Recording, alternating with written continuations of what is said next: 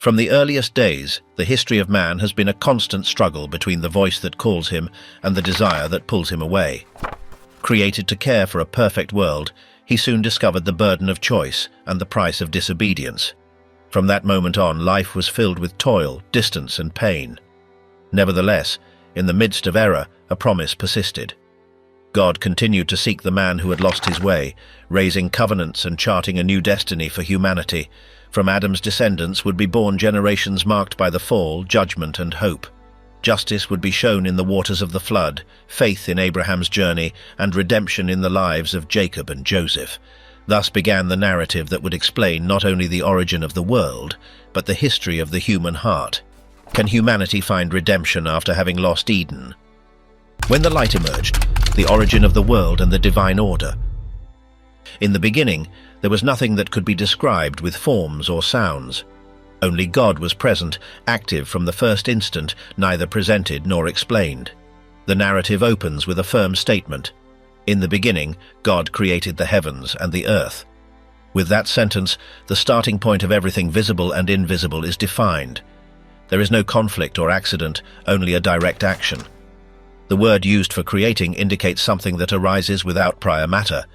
In that first moment, the universe was summoned from nothingness. The newly formed earth had no structure. It was a formless mass, empty, covered by darkness, and surrounded by a deep abyss. The Spirit of God moved over those motionless waters. His action was not passive. The text suggests an intentional movement, as if preparing the ground for what was to come. Then the divine voice interrupted the silence with a command, "Let there be light." And the light appeared. It did not come from the sun because it did not yet exist. It was an immediate emanation, separate from the darkness. God observed that this light was good because it fulfilled its purpose. He called the brightness day and the darkness night. Thus ended the first day. In the second cycle, God commanded that there be an expanse in the middle of the waters to divide those below from those above. The firmament arose, which was given the name heaven. This space separated the levels of the visible universe, marking an ordered structure. Upon completing this task, the second day concluded. Then, on the third, God arranged for the waters under the heaven to be gathered into one place so that the dry land might appear. He called the dry land earth, and the gathered waters he called seas. He also saw that it was good. Next, the Creator commanded the earth to produce vegetation, herbs, plants with seeds, and trees that bore fruit, each according to its kind. Everything sprouted with precise organization. There was neither mixture nor disorder. Each species had its function and its cycle. The third day was completed with that greenery covering the surface. On the fourth day, attention turned to the sky. God commanded the appearance of two great lights, one to rule the day and the other to govern the night. A multitude of stars also emerged. These lights had three purposes: to distinguish day from night, to mark the seasons, and to serve as signs for the passage of time. The sun and moon were not given proper names, unlike the ancient cults that venerated them. Here they are only shown as instruments serving the order. God placed them in the vault of the sky to illuminate the earth, and he saw that it was good. Thus ended the fourth day. On the fifth, the divine word addressed the sea and the air. The waters were to swarm with living creatures, and the heavens with birds that flew over the surface. They arose, from the largest sea creatures to the fish and birds of every kind, each according to its species with variety and balance. Here a blessing appears for the first time. God blessed them, telling them to multiply and fill their domains. It was an act of generosity towards life. At the end of the day, everything was declared good. The sixth day began with the command to populate the earth with animals. Wild beasts, livestock, and creeping things were formed, each according to its class. Again it is repeated that everything was good. Then the rhythm of the narrative stops. A different decision is introduced. Let us make human beings. It is the first time the text uses a deliberate expression, almost like a divine conversation. Man was created in the image and likeness of God, with the capacity to govern and care for the creation. Male and female were formed, with the blessing to multiply, fill the earth, and exercise responsible dominion over the other living beings. God also established their food. Every seed-bearing plant and every tree that yields fruit would be their sustenance. To the animals he gave the vegetation as food. Everything was arranged for balance among the creatures. Upon contemplating the whole, the Creator saw that it was not just good, but very good. With that evaluation, the sixth day concluded, and the cycle of creation was completed. The seventh day was not one of action, but of pause. God finished the work and rested, not out of weariness, but to establish a set-apart time. He blessed that day and consecrated it as a sign of fullness. That rest marked the rhythm of human time, work, order, and rest. The narrative changes focus. It no longer speaks of the complete universe, but of a specific place. God prepared a garden in a region called Eden, toward the east, and placed the man he had formed there. Out of the ground, he made every kind of beautiful tree and good fruit to grow. In the middle of the garden, he planted two distinct trees, the tree of life and the tree of the knowledge of good and evil. A river flowed out of Eden to water the garden and divided into 4 branches. The first, called Pishon, circled the region of Havilah, rich in gold, aromatic resin, and precious stone. The second, Gihon, passed through the land of Cush. The third was the Tigris, which flowed east of Assyria. The fourth, the Euphrates. This description links the garden to the real world, although its exact location cannot be determined. The man received a precise task to work and care for that garden. He was not a spectator, but a collaborator in maintaining the created order. God gave him freedom to eat from all the trees, except the one that granted the knowledge of good and evil. If he did so, he would die. This instruction established a limit, a condition of trust. The narrative does not speak of punishment, but of warning. The human being had freedom, but also responsibility. Adam and Eve, the fall and the beginning of human pain. In the center of the garden stood a tree unlike any other, the tree of the knowledge of good and evil. There, in its shade, the first man and the first woman lived surrounded by everything necessary. Every day the voice of God was heard in the wind, reminding them of the single boundary they had to respect, not to touch that fruit that would make them see what they had previously been unaware of. In that environment, a figure appeared who spoke with a soft voice. It was the serpent, a cunning creature who observed in silence and soon initiated a dialogue with the woman. It asked her if it was true that God had forbidden them to eat from all the trees in the garden. She replied that they could eat from all of them, except one, because God had said that if they touched it, they would die. The serpent insisted confidently. They would not die, but would open their eyes and be like God, capable of distinguishing between good and evil. Those words awakened a curiosity in her that she had never felt before. She looked at the fruit, saw it was pleasing, and took it. Then she shared it with the man, who also ate without saying a word. The change was immediate. They both felt shame for the first time and noticed they were naked. They looked for leaves to cover themselves and hid among the trees upon hearing the footsteps of God in the garden. He called them by name, and the man answered from his hiding place. When God asked him if he had eaten from the forbidden tree, the man pointed to the woman, and she blamed the serpent. God listened to each one and spoke words that marked the destiny of all. To the serpent, he said that from then on it would crawl on the ground and be an enemy of human offspring. To the woman, he announced pain in childbirth and a difficult relationship with her husband. To the man, he reminded him that he had come from the ground, and to it he would return, because the soil would now produce thorns, and effort would be necessary to obtain food. The garden, once open, was closed forever. God made tunics of skin and clothed the two before sending them out. At the entrance he placed cherubim and a sword that turned in all directions to prevent return. Thus ended life in paradise. From that moment began the history of men outside of Eden, on a land that required work, sweat, and constant care. With the passage of time, the couple had 2 children. The first was Cain, who dedicated himself to agriculture. The second, Abel, who tended flocks. Both offered sacrifices to God, each according to his labor. Abel presented the best animals, while Cain offered the fruits of his harvest. God looked favorably upon Abel's offering, but not Cain's. He felt hurt in his pride, and his countenance changed. God spoke to him to warn him that anger could dominate him and that he should learn to control it, because sin was lurking. However, Cain did not listen to the warning. He called his brother to the field and, moved by anger, attacked him until he killed him. When God asked where Abel was, Cain replied coldly, "Am I my brother's keeper?" But the voice of the spilled blood cried out from the earth, God told him that because of that crime the ground would no longer yield its strength to him and that he would be a wanderer on the earth. Cain feared that anyone who found him would want to kill him, but God assured him that this would not be so. He put a mark on him to protect him, and the killer of his brother left for a distant territory called Nod, east of Eden. In that new place, Cain formed a family and built a city that bore the name of his son, Enoch. From there, humanity began to spread. Cain's descendants developed trades and skills. Some worked metal, others manufactured musical instruments or tended flocks. But with the passing of generations, violence and vengeance became common. One of his descendants, Lamech, boasted of having killed a man and said that if Cain was avenged 7 times, he would be avenged 77 times. Thus the world was filled with noise, weapons and fear, far from the serene silence of Eden. Meanwhile, Adam and Eve lived bearing the memory of the lost garden.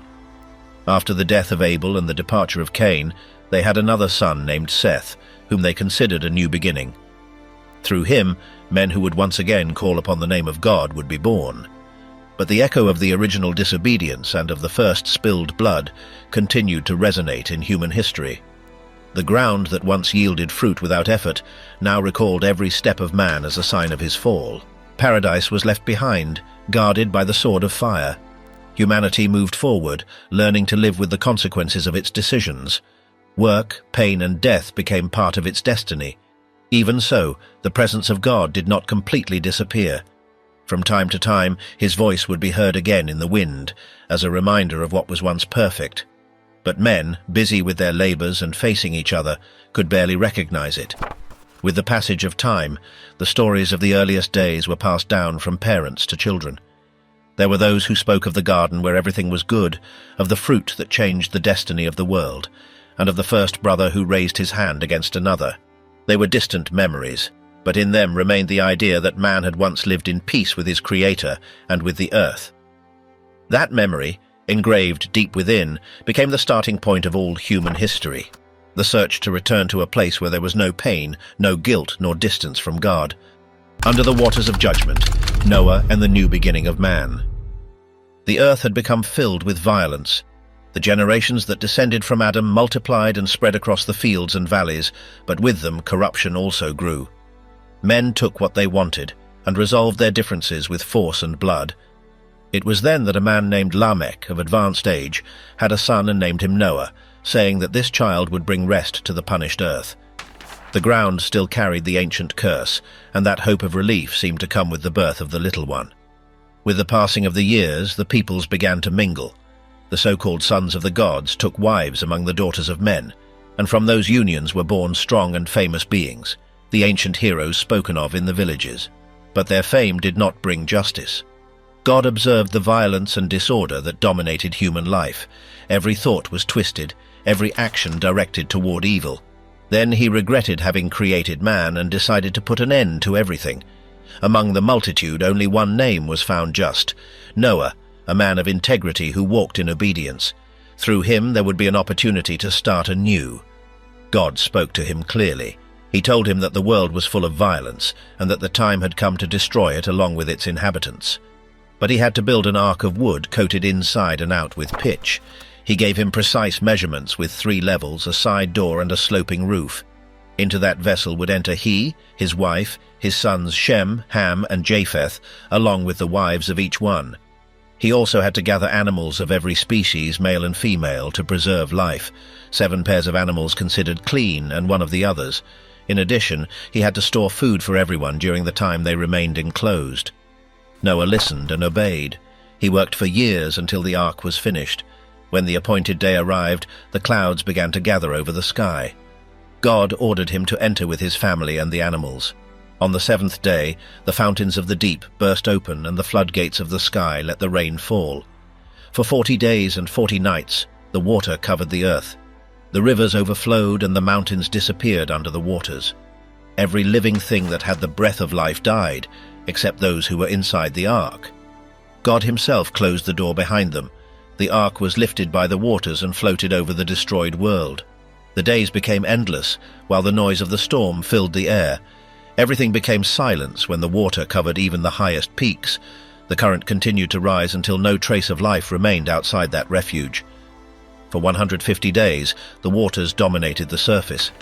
Then God remembered Noah and the beings who were with him. A wind began to blow, and gradually the waters receded. The fountains of the deep were closed, and the sky stopped raining. After 5 months, the ark came to rest on the mountains of Ararat. Weeks passed, and the level continued to drop until the peaks emerged. Noah waited 40 days and opened the window of the ark. He released a raven, which went back and forth without finding rest.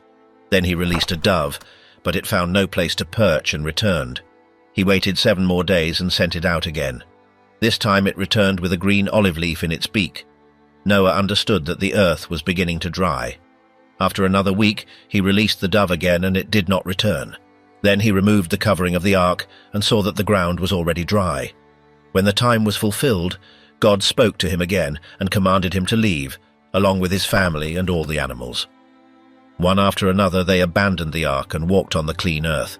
The air smelled of humidity and renewal.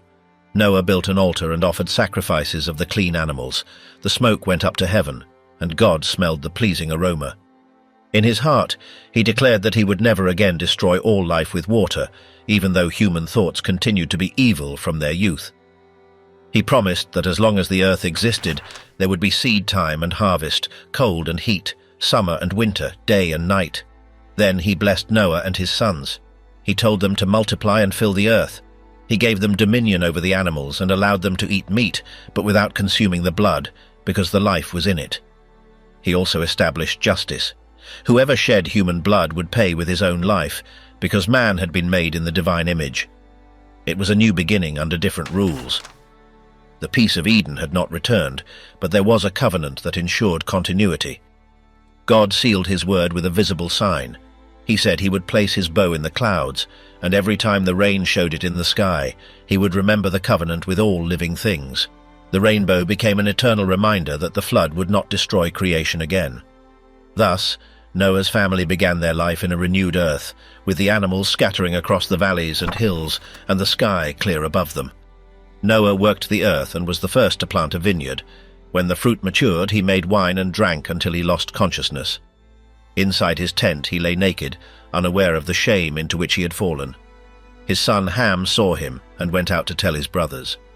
Shem and Japheth took a blanket, placed it on their shoulders, and walked backward to cover him without looking at him. When Noah woke up and knew what had happened, he pronounced a curse against Canaan, the son of Ham, and blessed Shem and Japheth.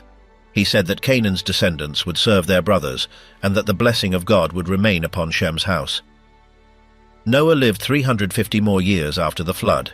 He reached the age of 950 before dying. With him ended a generation that had seen the ancient world disappear under the waters and be born again. His descendants scattered, populating the lands and building villages in all corners. But even though the covenant remained in force and the bow in the sky recalled the promise, the human heart continued to be the same. A new history had begun, but the struggle between justice and corruption persisted. The tower and the path, from human pride to the divine call. There was a time when all humanity spoke a single language. Men used the same words and shared the same way of communicating. As they moved eastward, they found a vast plain in the region of Shinar and decided to settle there. Observing the terrain, they agreed to make bricks and bake them until they hardened, since there was no stone for building in that place. They joined the pieces with bitumen, convinced that this new material would allow them to erect a lasting city. They said to one another that they would build a tower so high that it would reach the sky, and that their name would be remembered forever, thus preventing them from being scattered over the face of the earth. The men worked together, driven by the desire for greatness. The work grew upon the hot dust, and each added brick represented one more step in their attempt to reach heaven. But their project was not born out of a desire to serve, but out of the yearning to make themselves famous and avoid the destiny of the peoples who were scattered throughout the world. God descended to observe what they were doing and saw how their pride guided them. Although they spoke the same language, their unity had become an instrument of vanity. Then he decided to intervene. He said that, being one people and having one language, nothing would be impossible for them, and that it was necessary to confuse their language so that they would not understand what they were saying to each other. From that moment on, the noise of voices turned into chaos. What were once clear orders became a mixture of incomprehensible sounds. Some asked for water and received sand, others asked for bricks and were thrown pitch. The arguments grew and the work stopped. Words no longer served to build but to divide. God scattered them in all directions, and the great tower was abandoned.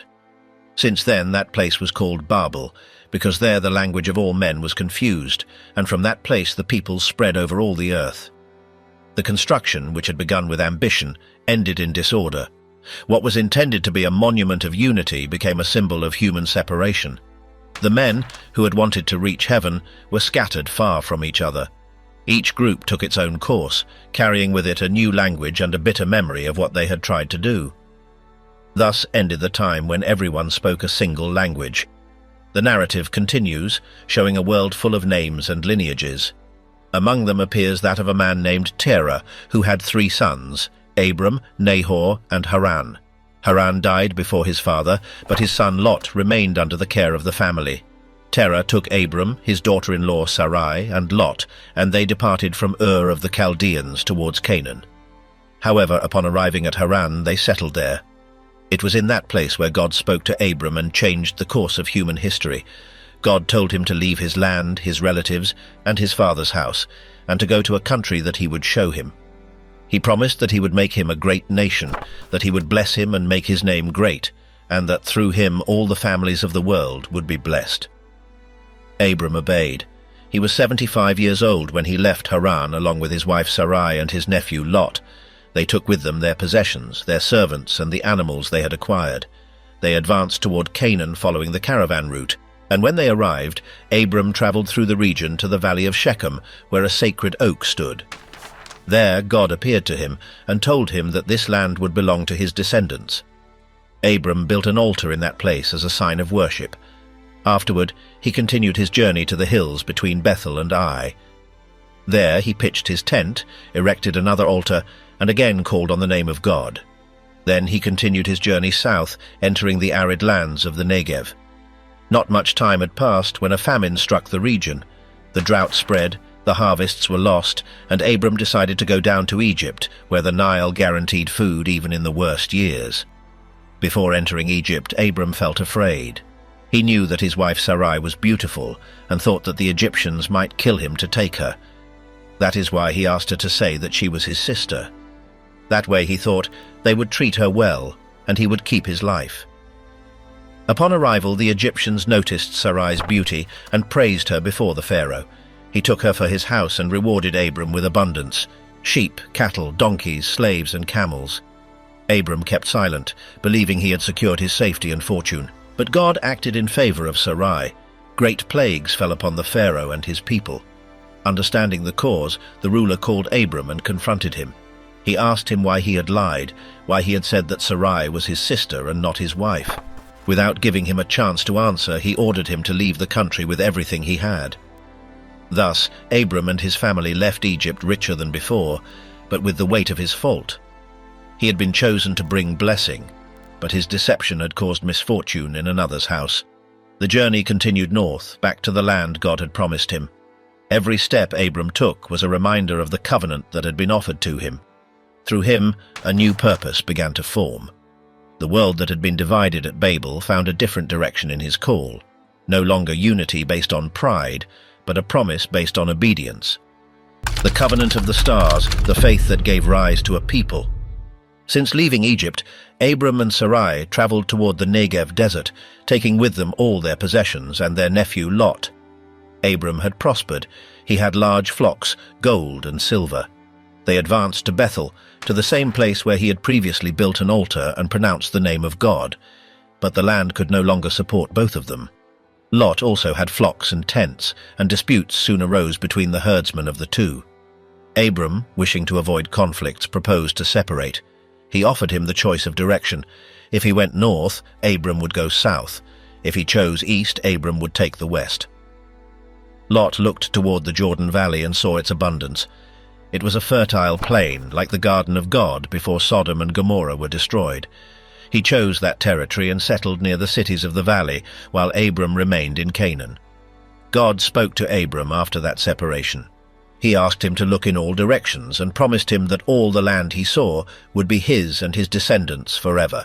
He told him that his children would be as numerous as the dust of the ground, and invited him to walk through the length of the country that he was giving him. Abram pitched his tent by the oaks of Mamre in Hebron, and there he built an altar to honor God. After some time, a war broke out between several kingdoms. 4 kings from the east attacked 5 kings from the region of the Salt Sea Valley. Among the defeated were the rulers of Sodom and Gomorrah. The victors plundered their cities and took prisoners and riches, including Lot, who lived nearby. Upon hearing this, Abram gathered his most capable servants and went in search of him. He pursued them north, defeated them during the night, and rescued his nephew, along with all the goods and captives. Upon his return, the king of Sodom came out to meet him in the valley of Shaveh. Melchizedek, king of Salem and priest of God Most High, also approached. He offered him bread and wine and pronounced a blessing. "Blessed be Abram by God Most High, creator of heaven and earth, and blessed be God Most High, who delivered your enemies into your hands." Abram gave him the 10th part of everything he had recovered. When the king of Sodom wanted to reward him, Abram refused any possessions, saying that he would take nothing so that no one could say that he had enriched him. One night, God appeared to him in a vision. He said, "Do not be afraid, Abram.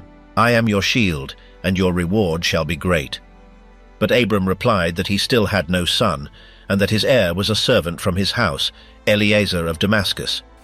Then God assured him that this man would not be his heir, but a son born of his own body. He brought him outside and commanded him to look at the sky. He told him to count the stars if he could, for so numerous would his descendants be. Abram believed the promise, and that trust was considered righteousness before God. However, he asked how he could be sure that he would receive the land. Then God commanded him to bring a heifer, a female goat, a ram, a turtle dove, and a young pigeon. Abram presented them, cut the animals in half, and laid the pieces opposite each other, but he did not cut the birds. Birds of prey tried to approach, and he drove them away. When the sun went down, a deep sleep enveloped him, and a great darkness covered him. In that vision, God announced the destiny of his lineage. He told him that his descendants would live in a foreign land, would be slaves for 400 years, and then would come out with great riches. He promised him that he would die in peace, and that after 4 generations his people would return to that land when the time of judgment arrived upon the current inhabitants.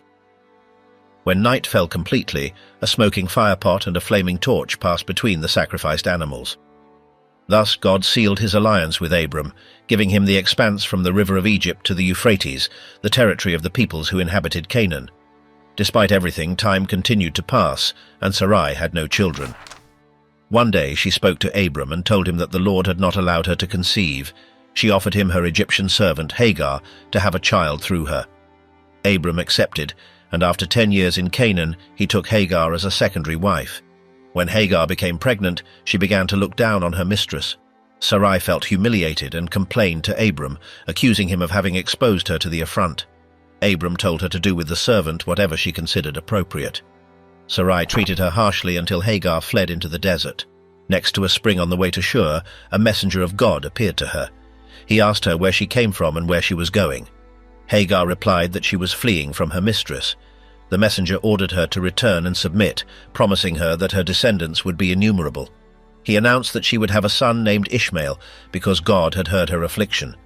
He told her that he would be untamed like a wild donkey, would live opposed to everyone, and would remain among his relatives. Hagar acknowledged having seen the God who saw her, and called the well of the living one who sees me. She returned and gave birth to a son, whom Abram named Ishmael. Years passed. Abram was 99 when God appeared to him again. He said, "I am God Almighty. Walk before me and be blameless. I will make a covenant with you and multiply you." Abram fell face down, and God continued, "No longer shall your name be Abram, but Abraham, for I will make you a father of many nations. I will make you exceedingly fruitful, and kings shall come from you. I will maintain my covenant with you and with your descendants as an everlasting alliance. I will be your God and the God of your descendants. I will give you the land of Canaan, where you are now a foreigner." God added that the visible sign of the covenant would be circumcision. Every male had to be marked, born in the house or bought with money.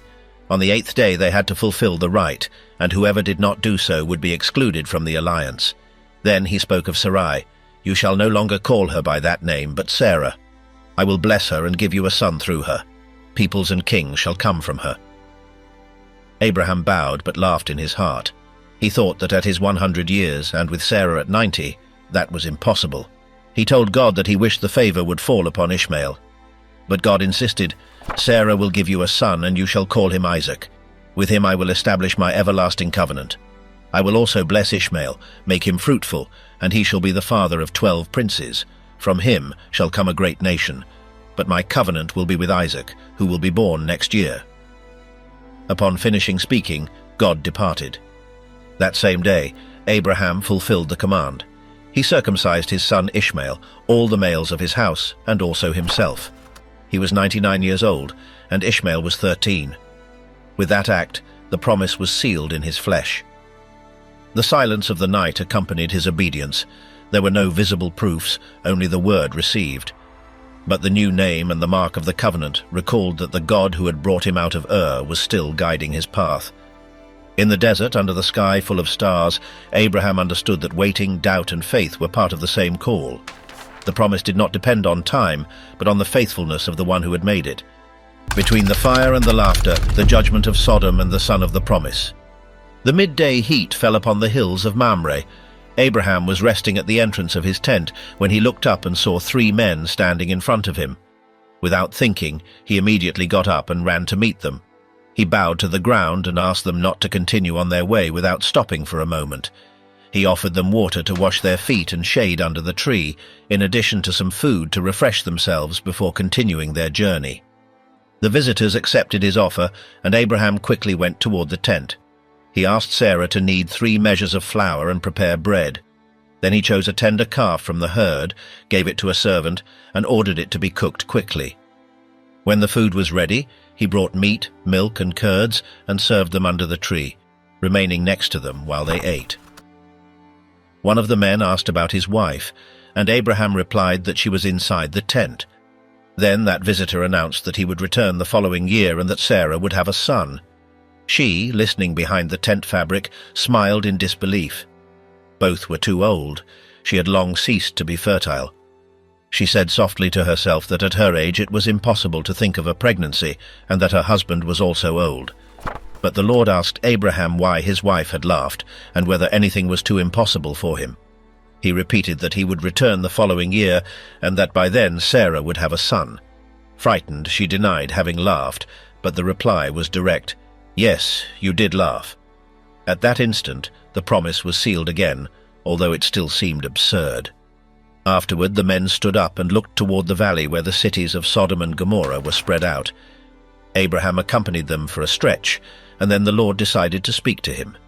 He said that he would not hide his plans, for Abraham would become a great nation and must teach his family to follow justice and goodness.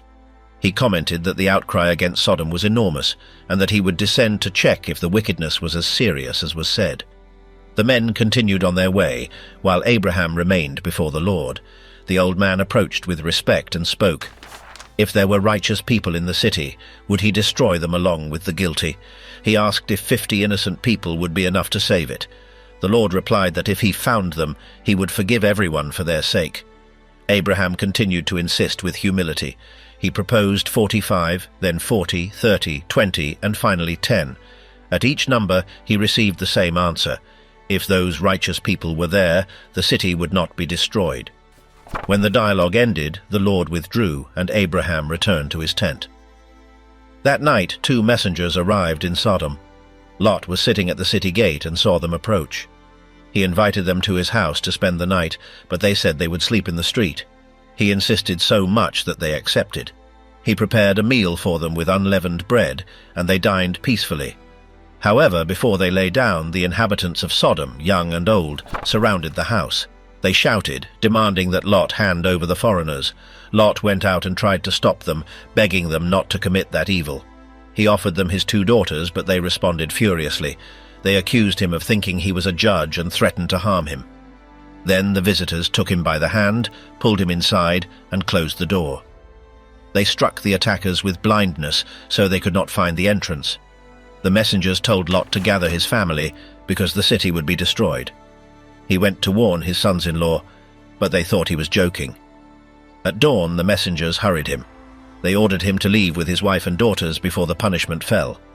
When he hesitated, they took him by the hand along with his family and led them outside, for God had compassion on them. Once outside the city, they told him to flee to the mountains and not look back. Lot feared not reaching that far and asked to take refuge in a small nearby city. It was granted, and the place was called Zoar. When the sun appeared over the valley, Lot entered that city, and fire and brimstone rained down from the sky upon Sodom and Gomorrah. The entire valley was devastated. The houses, the crops, and the inhabitants disappeared under the flames. As they fled, Lot's wife disobeyed the order and looked back. At that instant she was turned into a pillar of salt. At dawn, Abraham went up to the place where he had spoken with the Lord. He looked toward the plain and saw a dense cloud of smoke rising like that of a furnace. He understood that the cities had been destroyed, but also that God had remembered his intercession and had saved Lot from total ruin. The story showed two faces of the same God, justice and compassion. Sodom's corruption had reached its limit, but mercy granted salvation to one of its own. Sarah's incredulous laughter and Abraham's pleas mingled with the smoke covering the earth. Despite the judgment, the promise remained. The same power that brought fire down from the sky was the one that, in the silence of a tent, was preparing the birth of the son who would come. In the next cycle of the year, when the heat pressed again upon Mamre, Sarah would remember those words. Is anything too impossible for the Lord? Her laughter of doubt would be transformed into the laughter of a mother. The very name of the child would be a testament to that moment, because Isaac meant, he laughs. The destruction of Sodom had closed an era, but the birth of Isaac would open another. In the midst of judgment, life was reborn. Thus, severity and hope were united in the history of a people that was barely beginning to be born. The son and the inheritance, from the test to the deception. Time had passed, and God's promise was finally fulfilled. Sarah conceived and bore a son to Abraham in his old age, just as had been announced. They named him Isaac, meaning laughter, because Sarah said that God had given her reason to laugh, and that all who heard would rejoice with her. When the child was 8 days old, Abraham circumcised him, fulfilling the covenant God had established. He was 100 years old when his son was born. The child grew, was weaned, and Abraham celebrated a great feast on that day. But during the celebration, Sarah saw the son of Hagar, the Egyptian, playing with Isaac. Her expression turned to anger. She demanded that Abraham cast out the slave woman and her son, so that the son of that woman would not inherit along with hers. Abraham felt troubled. Despite the tension, God spoke to him and told him to listen to Sarah, because his descendants would be counted through Isaac. He also promised him that a nation would be born from Hagar's son, for he too was his descendant. At dawn, Abraham gave Hagar bread and a water skin and sent her away with the child. She wandered in the desert of Beersheba until the water ran out. Desperate, she placed the child under a bush and moved away, unable to watch his suffering. But God heard the crying of the child and sent a messenger who told her not to be afraid, that he would lift up the little one because a great people would emerge from him. Then God showed her a well, filled the water skin, and gave her son a drink. The child grew up in the desert, became an archer, and lived in the region of Paran, while his mother found him an Egyptian wife. Years passed, and Abraham lived in peace when God decided to test him. He called him by name, and he replied, "Here I am." The divine voice ordered him to take his son, his only and beloved Isaac, and bring him to the region of Moriah to offer him there as a sacrifice. Abraham said not a word. The next day he got up early, prepared his donkey, split wood, and set out on the journey with Isaac and 2 servants.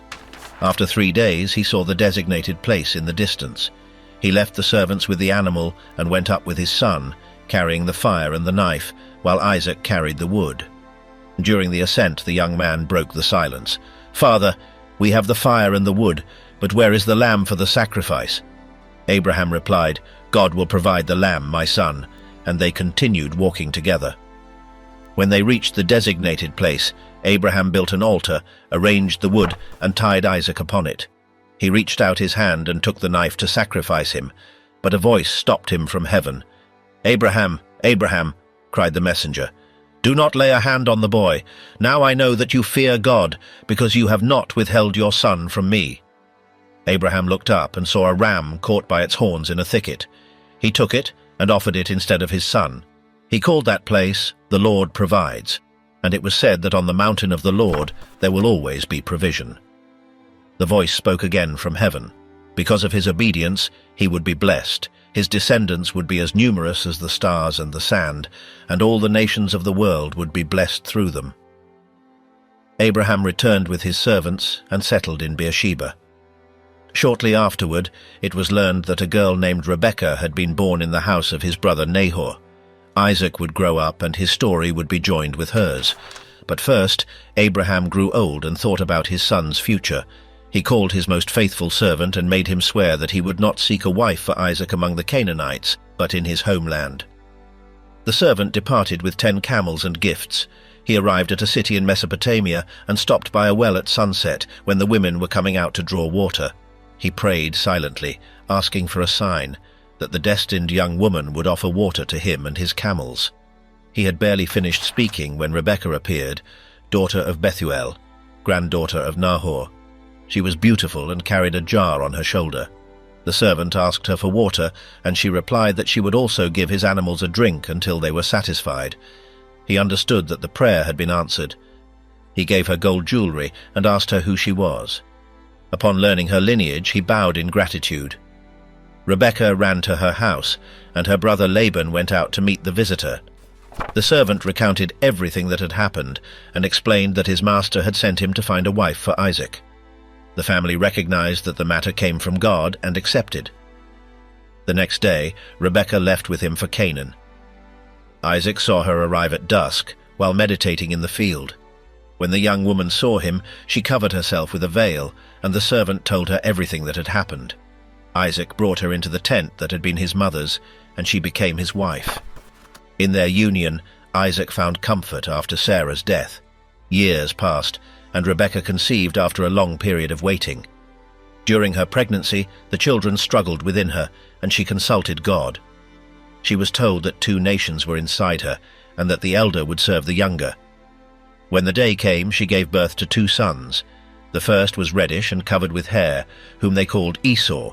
The second was born grasping his brother's heel with his hand, and they called him Jacob. Isaac preferred Esau, a skillful hunter, while Rebekah loved Jacob more, who was quiet and attentive. One day, Esau returned tired from the field and found his brother cooking a stew. He asked for something to eat, and Jacob replied that he would give it to him if he sold him his birthright. Esau agreed and swore. Thus he despised his inheritance for a plate of lentils. Time weakened Isaac, and his sight faded. He called Esau and asked him to go hunting and prepare a stew to bless him before he died. Rebekah listened and devised a plan for Jacob to receive the blessing. She prepared a dish, dressed her younger son in his brother's clothes, and covered his arms with goatskin to imitate the hair. Jacob approached and said, "Father, here I am." Isaac doubted because of the voice, but upon touching him, he felt the rough hair and perceived the smell of Esau in the clothes. He ate, blessed him, and pronounced, "May God grant you the dew of heaven and the richness of the earth. May people serve you and your brothers bow down to you." Jacob left just as Esau returned with his hunt. Upon discovering the deception, Isaac trembled and said that the blessing was already given. Esau cried out bitterly, begging for another, but only received the promise of living far from the fertility of the land, and that one day he would break his brother's yoke. Hatred filled his heart. He swore to kill Jacob after his father's death. Rebekah, fearing for her son, advised him to flee to the house of her brother Laban in Haran. Isaac called him, and before he departed blessed him again, confirming the promise given to Abraham, that his descendants would be fruitful, and that he would inherit the promised land. Thus, Jacob became the bearer of the promise, while Esau stayed behind, consumed by resentment. The story of Abraham had been one of the call and faith. Isaac's was one of the test and obedience, and Jacob's began marked by cunning and destiny. The promise remained alive, sustained by imperfect men, but preserved by a greater purpose. Between the laughter of the saved child, the interrupted sacrifice, the love found by the well, and the stolen blessing, the line of the chosen people continued to advance, guided by a faithfulness that did not depend on human perfection, but on the word that never broke. The new name, the journey and the struggle of the chosen one. After the deceptions that marked his youth, Jacob was forced to flee. Rebekah, fearing for his life after Esau's fury, persuaded him to leave for Haran, the land of his uncle Laban. Isaac, as he said goodbye, gave him a final blessing. He forbade him to marry Canaanite women and instructed him to seek a wife among his relatives. He reminded him of the promise made to Abraham, that his descendants would be numerous and that the land of Canaan would belong to his lineage.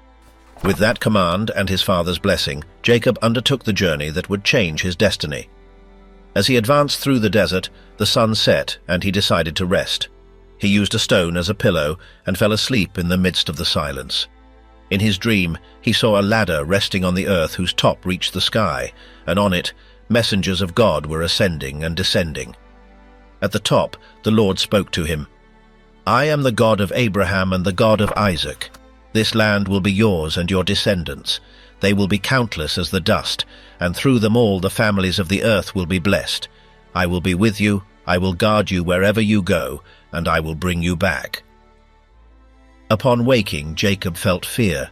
He looked around him and said, "Surely the Lord is in this place, and I did not know it." He took the stone where he had rested his head, set it up as a monument, and poured oil on it. He called that place Bethel and promised that if God accompanied him, he would be his God, and he would offer him a 10th part of everything he received. Jacob continued eastward. Upon arriving at a field, he saw a well covered by a large stone. 3 flocks were waiting for the shepherds to gather to move it. Among them came a young woman with a flock of her own. It was Rachel, daughter of Laban. Jacob approached, rolled the stone away by himself, and gave his uncle's sheep a drink. Then he kissed her and wept, telling her who he was. Rachel ran to notify her father, and Laban came out to receive his nephew with hugs and hospitality. Jacob stayed there for 1 month, helping with the flocks. When Laban proposed that they agree on a wage, Jacob replied without hesitation. He would work 7 years for Rachel. Laban accepted, and the years passed like days for Jacob, because he loved her. But when the time for the wedding arrived, Laban deceived him. During the wedding night, he gave him his older daughter, Leah. At dawn, Jacob discovered the trick and complained. Laban explained that in his land, the younger was not married before the older. He offered him Rachel as well, in exchange for another 7 years of service. Jacob accepted and loved Rachel more than Leah, although he kept his commitment to both. The passing of the years brought rivalries in the home. Leah, who felt less loved, conceived first and gave Jacob 4 sons: Reuben, Simeon, Levi, and Judah. Rachel, being infertile, gave her servant Bilhah to him to have children in her name, and Dan and Naphtali were born. Leah responded with her servant Zilpah, who gave birth to Gad and Asher. Later, Leah conceived again and had Issachar and Zebulun, and afterward a daughter, Dinah. Finally, God heard Rachel's plea, and Joseph, her long-awaited son, was born. With the birth of Joseph, Jacob wanted to return to his land. Laban, who had prospered thanks to him, tried to retain him by offering him wages. Jacob asked permission to form his own flock and proposed to keep the animals with speckled or dark coats. Laban accepted, but changed the conditions again and again. Jacob, cunning, used methods that caused his animals to multiply, while Laban's decreased. In time, his wealth grew so much that Laban's sons began to look at him with envy. The atmosphere became tense, and the Lord told him to return to Canaan. Jacob gathered Rachel and Leah and explained to them that their father-in-law had deceived him many times, but that God had protected him. Both women, tired of their father's treatment, supported him in his decision. Thus, Jacob fled in secret with his family, his servants, and his livestock. When Laban found out, he pursued them for 7 days and overtook him in the mountains of Gilead. But God warned him in a dream not to harm Jacob. Upon finding him, he accused him of having escaped without notice and of having stolen his household idols. Jacob protested, unaware that Rachel had hidden them in the camel's saddle. She sat on them and, pretending to be ill, avoided being discovered. After a tense discussion, Laban proposed making a covenant of peace. They raised a mound of stones as a witness that neither would cross that boundary with the intention of harming the other. They said goodbye in peace, and Jacob continued on his way. Upon approaching the land of Canaan, Jacob feared encountering Esau again. He sent messengers to announce his return and offer him gifts, but the men returned saying that Esau was coming toward him with 400 men. Terrified, Jacob divided his camp into two, thinking that if one was attacked, the other could flee. He prayed to the Lord, recalling the promises made and asking for protection. Then he selected flocks, servants, and animals as gifts for his brother, hoping to calm his anger. That night, Jacob crossed the Jabbok River with his family and everything he had. Then he remained alone. In the midst of the darkness, a man appeared and wrestled with him until dawn. Neither gave up until the stranger touched Jacob's hip and dislocated it. Even so, Jacob held on and said, "I will not let you go unless you bless me." The man asked his name. "Jacob," he replied. Then he told him, "Your name will no longer be Jacob but Israel, because you have struggled with God and with men and have prevailed." At dawn, Jacob saw that the man had disappeared and understood that he had been in the presence of something divine. He called that place Peniel because he said, "I have seen God face to face, and my life has been preserved." Limping, he continued on his way. The next day he spotted Esau. He went ahead, bowing 7 times before approaching. But his brother ran toward him, hugged him, and wept. Jacob presented his wives and children and offered the gifts he had prepared. Esau tried to refuse them, but Jacob insisted until he accepted. Then they separated in peace. Esau returned to his land, and Jacob continued to Succoth and then to Shechem, where he bought a plot of land and built an altar to the God who had accompanied him since his departure. However, the tranquility was soon broken. Dinah, Leah's daughter, was raped by Shechem, son of the local ruler. The young man in love asked to marry her and offered any dowry. Jacob kept silent until his sons arrived. They pretended to accept the proposal, imposing as a condition that all the men of the town be circumcised. Shechem and his father agreed, and 3 days later, when the men were still suffering the pain of the operation, Simeon and Levi entered the town and killed them all. They took Dinah and plundered the city. When Jacob found out, he rebuked them for having put him in danger with the neighboring tribes. But they replied, "Should our sister be treated like a prostitute?" Jacob understood that his story continued to be marked by struggle, first with his brother, then with his uncle, and now with his own children. Even so, God had been with him every step of the way. The one who had fled as a deceiver returned as a changed man. He had faced the harshness of men and the weight of destiny, and in his encounter with the divine, he received a new name that would mark the course of his people. Thus, Jacob, the cunning one, became Israel, the one who struggles with God, heir to the promise that had begun with Abraham. From the pit to the throne, the dreams that saved a people. Jacob settled in Canaan with his family. Among all his children, Joseph was the most loved. He was young, 17 years old, and used to accompany the sons of Bilhah and Zilpah, his father's servants. Every time he returned from the field, he told Jacob about his brother's mistakes, which caused resentment. Since he was the son of his old age, Jacob distinguished him with a long, elegant robe. That gesture ignited the envy of the others, who could not speak to him peacefully. Joseph had a dream, and enthusiastically recounted it. He said that they were binding sheaves in the field, and that his sheaf stood up straight while theirs bowed down to his. That only increased their hatred. Then he dreamed again. The sun, the moon, and 11 stars bowed down to him. Even his father rebuked him, but kept the matter in his heart. One day, Jacob sent him to look for his brothers, who were with the flock in Shechem. Joseph found them further north in Dothan. When they saw him coming, they plotted his death. "Here comes the dreamer," they said. "Let's kill him and say that a wild beast devoured him." Reuben, the eldest, tried to prevent the crime. He proposed throwing him into a dry cistern without killing him, with the intention of saving him later. When Joseph arrived, they stripped him of his robe and threw him into the pit. While they were eating, they saw a caravan of Ishmaelites passing by, heading to Egypt. Judah suggested selling him as a slave instead of killing him. They took him out of the pit and handed him over for 20 pieces of silver. When Reuben returned, Joseph was gone. Desperate, he tore his clothes. The others stained his robe with goat's blood and took it to their father. Jacob recognized it and believed that his son had died.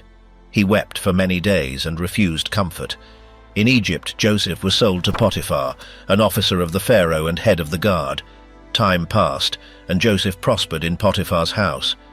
His owner noticed that everything he did went well, and he entrusted him with the administration of his estate. God blessed him in everything. But Potiphar's wife, attracted by his appearance, began to harass him. Day after day she insisted, until one day she grabbed his cloak and asked him to lie with her. Joseph escaped, leaving the cloak in her hands. She, furious, accused him of having tried to force her. Potiphar believed her version and sent him to prison. However, God did not abandon him. The warden put him in charge of the prisoners and gave him complete trust.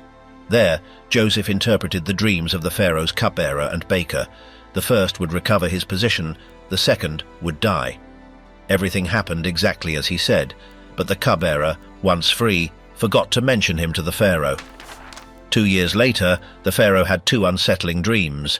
7 fat cows were devoured by 7 thin ones. 7 full ears of grain were swallowed by 7 empty ones. None of his wise men could explain them. Then the cupbearer remembered Joseph and recommended him. They took him out of the dungeon, shaved him, and brought him before the king. Joseph clarified that not he, but God would give the interpretation. He explained that the 2 dreams announced the same thing: 7 years of abundance followed by 7 years of famine. He advised appointing a wise man to store food during the good years. The Pharaoh recognized his wisdom and appointed him governor of all Egypt. He gave him a new name, Zaphenath-Paneah, and an Egyptian wife. When the abundance arrived, Joseph gathered large reserves of grain. Then, when the famine struck, Egypt had what to offer the world. In Canaan, Jacob's family suffered the hunger. Knowing that there was food in Egypt, he sent 10 of his sons to buy grain, keeping Benjamin with him. Upon arriving, the brothers prostrated themselves before the governor without recognizing him. Joseph did recognize them and remembered his dreams. He accused them of being spies and held them for 3 days. Then he released everyone but Simeon, demanding that they bring Benjamin to prove their innocence. Before letting them leave, he ordered that the payment money be placed in their sacks. When they discovered the money on the way, they were filled with fear. Upon returning, they told Jacob what had happened. He refused to let his youngest son go until the hunger pressed again and Judah promised to be responsible for him. The second time, the brothers traveled with Benjamin and with gifts. Joseph received them with hospitality and, upon seeing his younger brother, was moved to tears. He offered them a banquet and gave them rations, giving Benjamin 5 times more. Then he devised a final test. He ordered his silver cup to be hidden in Benjamin's sack, and when they left, he sent his men to stop them, accusing them of theft. They searched them and found the cup where he had ordered. All were brought back before Joseph. Judah stepped forward, pleading for clemency and offering to remain as a slave instead of the boy. His speech, full of sincerity, broke Joseph. He ordered everyone to leave and burst into tears. He said, "I am Joseph. Is my father still alive?" They were speechless. Then he added, "Do not lament for having sold me. God sent me ahead of you to save lives." He asked them to bring Jacob and settle in Egypt under his care. He embraced Benjamin and they cried together. He also hugged his other brothers, sealing the reconciliation. When Jacob learned that his son was alive, he could barely believe it. He departed with his entire family for Egypt. Joseph received him in Goshen and threw himself upon his neck, weeping for a long time. His father was allowed to live his final years in peace. Before dying, Jacob asked to be buried in Canaan, next to Abraham and Isaac. After his death, Joseph had him embalmed according to Egyptian customs and took him with a large retinue to the cave of Machpelah. Having fulfilled the oath, he returned to Egypt. The brothers feared that he would now seek revenge, but Joseph reassured them, "Do not be afraid. You intended to harm me, but God turned it into good to save many lives." Thus he assured his forgiveness and lived to see the children of his children. Years passed and Joseph grew old. Before dying, he recalled the promise given to Abraham and affirmed that God would bring them back to the land of their fathers. He made his family swear that when that happened, they would carry his bones out of Egypt. He died at 110 years old, after a life that began in a cistern and ended in a palace. The young man who dreamed of greatness had seen his visions fulfilled, not out of ambition, but for the purpose that moved all of history, to preserve the life of his people.